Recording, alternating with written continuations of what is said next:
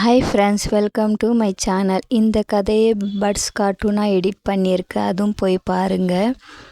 திறமையான குள்ளன். ஏழை விறகு வெட்டி ஒருவன் தன் மனைவியுடன் வாழ்ந்து வந்தான். அவனுக்கு 7 மகன்கள் இருந்தன.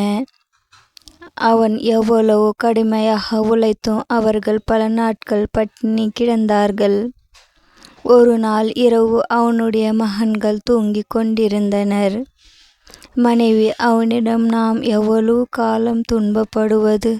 வயிறார உண்டு எத்தனை நாட்கள் ஆகிறது? நம் மகன்களை காட்டில் விட்டு விட்டு வந்து விடுங்கள். இருப்பதை கொண்டு நாம் மகிழ்ச்சியாக வாழலாம் என்றாள். நீ சொன்னபடியே செய்கிறேன். நாளை அவர்களுக்கு உணவு சமைத்து வை என்றான் அவன். கடைசி மகனான குள்ளன் அவர்களை பேசுவதை கேட்டு கொண்டிருந்தான். விடிகாலையில் எல்லோரும் முன் எழுந்தான். அவன் ஆற்றங்கரைக்கு சென்று அங்கிருந்த சிறு சிறு குளங்கற்களை எடுத்தான். சட்டப்பை நிறைய அவற்றை போட்டு கொண்டான். வீடு திரும்பினான். அவன் தாயும் தந்தையும் அண்ணன்களும் அவனுக்காக காத்திருந்தனர். ஏன் இவ்வளவு நேரம்? அம்மாவிடம் உன் பங்கு அடையை வாங்கிக்கொள், காட்டில் சாப்பிடலாம். இன்று நாம் எல்லோரும் விறகு வெட்ட செல்கிறோம் என்றான் விறகு வெட்டி. எல்லோரும் மகிழ்ச்சியுடன் புறப்பட்டார்கள். கடைசியாக சென்றான் குள்ளன். தன் பையிலிருந்த குளங்கற்களை வழியெங்கும் போட்டுக்கொண்டே வந்தான். நீண்ட தூரம் நடந்து காட்டின் நடுப்பகுதிக்கு வந்தார்கள். இனி என்ன முயன்றாலும் தன் மகன்களால் வீட்டை அடைய முடியாது. அவர்களை ஏமாற்றிவிட்டு புறப்பட வேண்டும் என்று நினைத்தான் அவன். நீங்கள் விளையாடி கொண்டு இருங்கள். நான் சிறிது தூரம் சென்று நல்ல மரமாக பார்த்து வெட்டுகிறேன். இருட்டியதும் வீட்டிற்கு புறப்படலாம் என்றான் அவன். அவர்களும் மகிழ்ச்சியாக விளையாடத் தொடங்கினார்கள். அருகில் இருந்த மரத்தில் ஒரு கட்டையை தொங்கவிட்டான் அவன். காற்று அடிக்கும் போதெல்லாம் மரத்தில் அது மோதியது. விறகு வெட்டுவது போல ஓசை கேட்டது. மகன்களுக்கு தெரியாமல் வீடு வந்து சேர்ந்தான் அவன். அவர்கள் நீண்ட நேரம் விளையாடி கொண்டு இருந்தார்கள். இருட்டத் தொடங்கியது. தந்தையை அழைத்து கொண்டு வீட்டிற்கு செல்வோம் என்றான் மூத்தவன். எல்லோரும் விறகு வெட்டும் ஓசை கேட்ட இடத்திற்கு வந்தனர். ஐயோ, அப்பாயை காணோமே! இந்த காட்டிலிருந்து எப்படி வீட்டுக்கு செல்வது? கொடிய விலங்குகள் நம்மை கொன்று விடுமோ? என்ன செய்வது என்று அலறினான் இரண்டாம் அவன். கவலைப்படாதீர்கள், இன்னும் சிறிது நேரத்தில் நிலவு வெளிச்சம் தெரியும். அதன் பிறகு நான் வழி காட்டுகிறேன். நாம் அனைவரும் வீட்டை அடையலாம் என்று ஆறுதல் சொன்னான் குள்ளன். நள்ளிரவு நேரம். இருவரும் சாப்பிட அமர்ந்தனர். கதவு தட்டும் ஓசை கேட்டது. இந்த நேரத்தில் யார்? கதவை திற என்றான் அவன். கதவை திறந்தாள் அவள். தன் மகன்களை கண்டு அவளுக்கு மகிழ்ச்சி தாங்கவில்லை. சமைத்து வைத்திருந்த உணவை அவர்களுக்கு பரிமாறினாள். சாப்பாடு முடிந்து நடந்து வந்த களைப்பால் அவர்கள் தூங்க தொடங்கினார்கள். விறகு வெட்டிக்கும் அவன் மனைவிக்கும் சாப்பிட உணவில்லை. நம் மகன்கள் வந்து விட்டார்களே, இப்பொழுது என்ன செய்வது என்று கேட்டான் அவன். நிலவு வெளிச்சத்தில் வழி கண்டுபிடித்து வந்து விட்டார்கள். அமாவாசை அன்று மீண்டும் அவர்களை அழைத்து செல்லுங்கள். இன்னும் அதிக தூரம் சென்று விட்டுவிட்டு வாருங்கள். அவர்களால் திரும்ப முடியாது என்றாள் அவள். அமாவாசை வந்தது. விடிகாலையில் தன் மகன்களை எழுப்பினாள் அவள். காட்டிற்கு விறகு வெட்ட செல்லும் அப்பாவுடன் நீங்களும் செல்லுங்கள். மதிய உணவிற்காக ஆளுக்கு 2 அடை சுட்டு வைத்து இருக்கிறேன் என்றாள் அவள். குள்ளனுக்கு என்ன நடக்கப் போகிறது என்பது புரிந்தது. குளங்களை பொறுக்கி வர நேரமில்லை. என்ன செய்வது என்று குழம்பினான். அவன் நேரமாகி விட்டது, புறப்படுங்கள் என்று அவசரப்படுத்தினான். விறகு வெட்டி அவர்களுடன் கடைசியாக சென்றான். குள்ளன் தன் கையிலிருந்த அடையை சிறு சிறு துண்டுகள் ஆக்கினான். வழியெங்கும் அதை போட்டு கொண்டே வந்தான். அவன் போட்டு வந்த அடைகளை குருவிகளும் எறும்புகளும் சாப்பிட்டு விட்டன. விறகு வெட்டி அவர்களை வழக்கம் போல் விளையாட சொன்னான். கட்டையை தொங்க விட்டு வீடு வந்து சேர்ந்தான். இருட்டத் தொடங்கியது. எல்லோரும் தந்தையை காணாது திகைத்தனர். நான் வழி காட்டுகிறேன், கவலைப்படாதீர்கள் என்றான் குள்ளன். வழி தெரியாமல் அவன் அங்கும் இங்கும் அலைந்தான். பக்கத்தில் இருந்த பெரிய மரத்தின் மேல் ஏறினான். தொலைவில் விளக்கு வெளிச்சம் தெரிவதைக் கண்டான். கீழே இறங்கிய அவன் அண்ணன்களே, சிறிது தொலைவில் வெளிச்சம் தெரிகிறது. கண்டிப்பாக அங்கே வீடு இருக்க வேண்டும். நாம் அங்கே சென்று இன்றிரவு தங்குவோம் என்றான். எல்லோரும் வெளிச்சம் வந்த இடத்தை நோக்கி நடந்தார்கள். அவர்கள் கண்களுக்கு பெரிய வீடு தெரிந்தது. அது ஒரு அரக்கனின் வீடு. அரக்கனும் அவனுடைய 7 மகன்களும் வெளியே சென்றிருந்தார்கள். அரக்கனின் தாய் மட்டும் அப்பொழுது வீட்டில் இருந்தாள். குள்ளன் கதவை தட்டினான். அறைக்கு கதவை திறந்தாள். 7 சிறுவர்களை பார்த்ததும் அவள் நாக்கில் எச்சில் ஊறியது. பாட்டி, இந்த காட்டில் நாங்கள் வழி தவறி விட்டோம். இன்றிரவு மட்டும் இங்கே தங்கி செல்கிறோம் என்றான் குள்ளன். இங்கே நீங்கள் மகிழ்ச்சியாக தங்கலாம். இன்னும் சிறிது நேரத்தில் என் மகன்களும் 7 பேரனும் வந்து விடுவார்கள். உங்களை பார்த்தால் அவர்கள் மகிழ்ச்சி அடைவார்கள். நீங்கள் களைப்பாக இருக்கிறீர்கள். அந்த அறை என் பேரன்கள் தூங்கும் அறை. அங்கே சென்று நிம்மதியாக தூங்குங்கள் என்று இனிமையாக பேசினாள் கிழவி.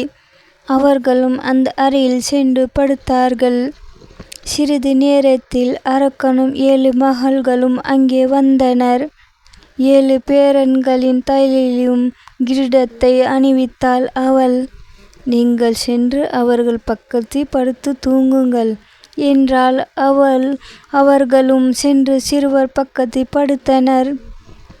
தன் மகனை பார்த்து கிழவி, இன்று நமக்கு நல்ல வேட்டை. 7 சிறுவர்கள் வழி தவறி இங்கே வந்திருக்கிறார்கள். அவர்களை ஏமாற்றி நாம் பேரன்கள் தங்கும் அறையில் தூங்க வைத்திருக்கிறேன். பெரிய அண்டாவில் கறி குழம்பு வைக்கிறேன். குழம்பு கொதி வந்ததும் நீ அந்த 7 பேரையும் தூக்கி வந்து அதில் போடு. அவர்கள் நன்றாக வெந்ததும் நாம் வயிறார உண்போம். மீதி உள்ளதை பொழுது விழுந்ததும் பேரன்கள் சாப்பிடட்டும் என்றாள். அம்மா, எனக்கு பசி உயிர் போகிறது. சீக்கிரம் அண்டாவை அடுப்பில் வை. அந்த அறையில் என் மகள்களும் படுத்திருக்கிறார்களே. இருட்டில் எப்படி அந்த சிறுவர்களை மட்டும் தூக்கி வருவது? விழித்து கொண்டால் தப்பி விடுவார்களே என்று கேட்டான் அரக்கன். நீர் எளிதாக அடையாளம் கண்டுபிடிக்க வேண்டும். அதற்காகத்தான் என் பேரன்களின் தலையில் மட்டும் கிரீடம் அணிந்துள்ளேன் என்றாள் அவள். குள்ளனுக்கு திடீரென்று விழிப்பு வந்தது. கிழவியின் 7 பேரன்களும் தலையில் கிரீடம் படுத்திருப்பது அவனுக்கு தெரிந்தது. ஏன் இவர்கள் கிரீடத்துடன் தூங்க வேண்டும்? ஏதோ சூழ்ச்சி நடக்கிறது என்பதை புரிந்து கொண்டான். அவன் அவர்கள் தலையிலிருந்த கிரீடத்தை எடுத்தான். தன் அண்ணன்களின் தலையில் அவற்றை அணிவித்தான். தன் தலையிலும் கிரீடத்தை அணிந்து கொண்டான். என்ன நடக்கிறது என்பதை விழித்திருந்து பார்த்தான். சிறிது நேரத்தில் அரக்கன் உள்ளே நுழைந்தான். கிரீடம் அணிந்திராத சிறுவர்களை ஒவ்வொருவராக தூக்கி சென்றான். கொதிக்கும் குழம்பில் அவர்களை போட்டான்.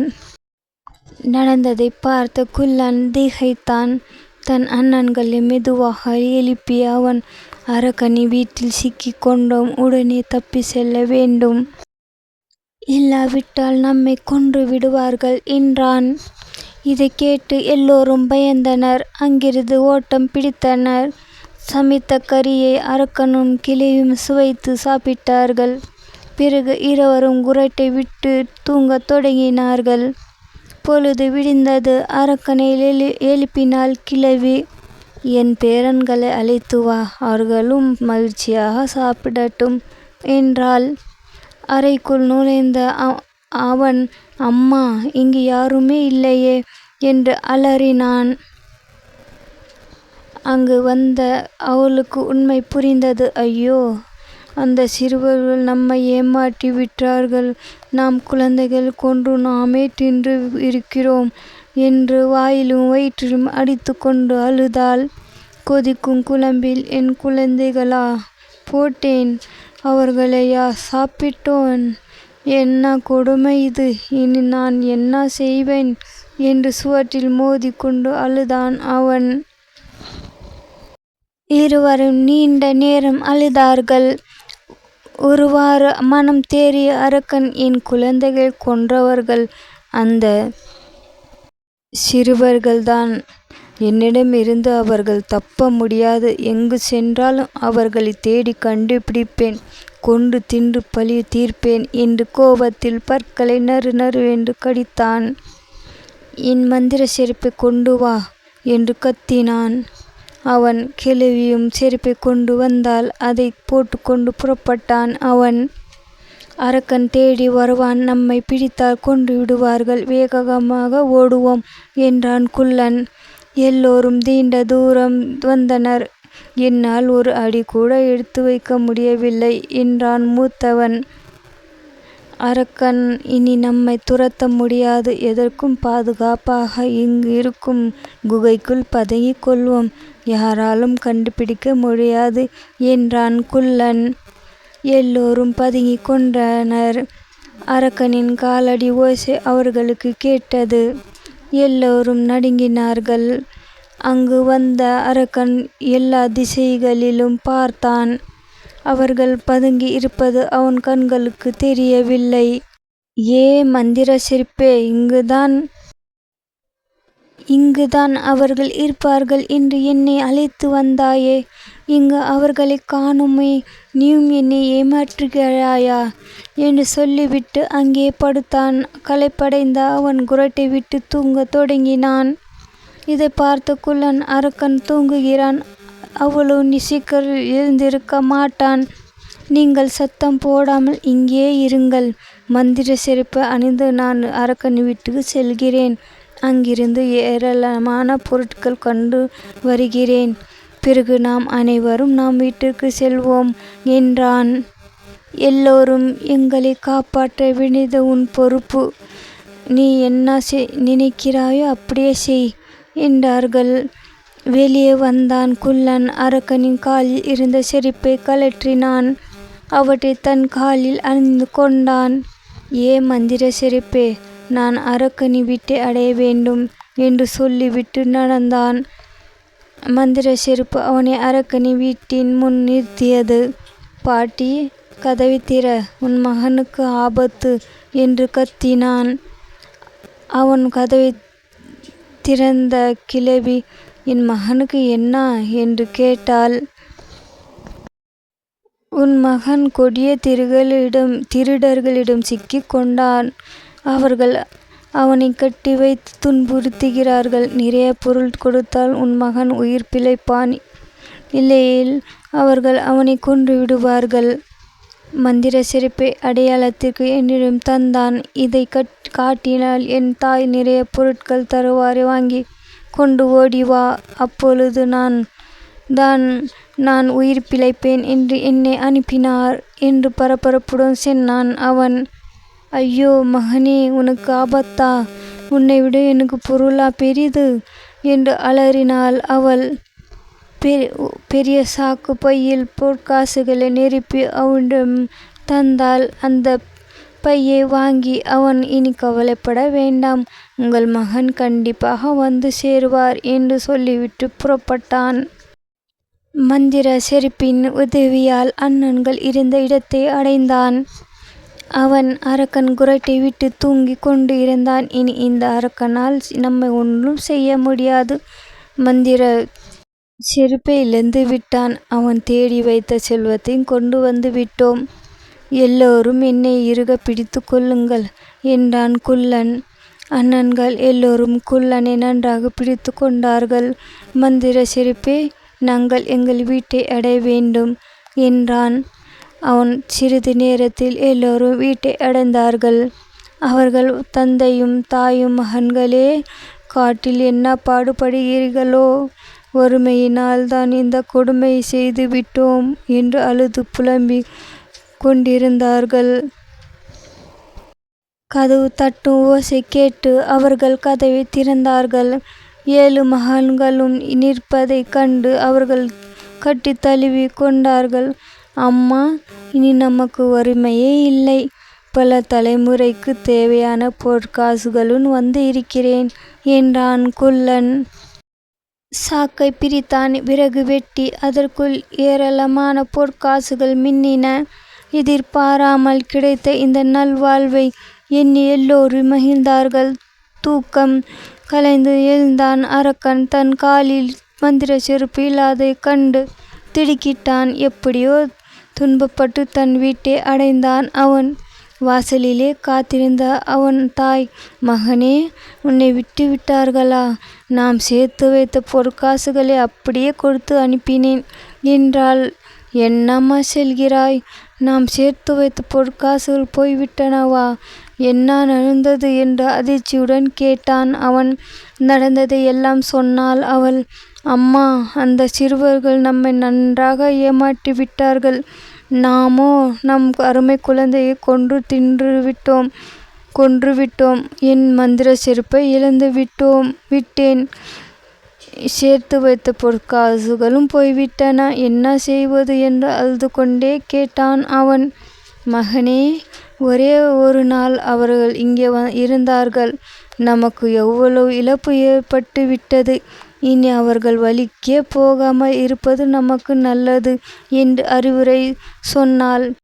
நீ சொன்னபடியே நடக்கிறேன் என்றான் அவன். பிறகென்ன? விறகு வெட்டி தன் குடும்பத்துடன் மகிழ்ச்சியாக வாழ்ந்து வந்தான். கதை முடிந்தது. கதை பிடிச்சிருந்தா சப்ஸ்கிரைப், லைக், ஷேர், சப்போர்ட் பண்ணுங்க. தேங்க்யூ ஃபார் வாட்சிங்.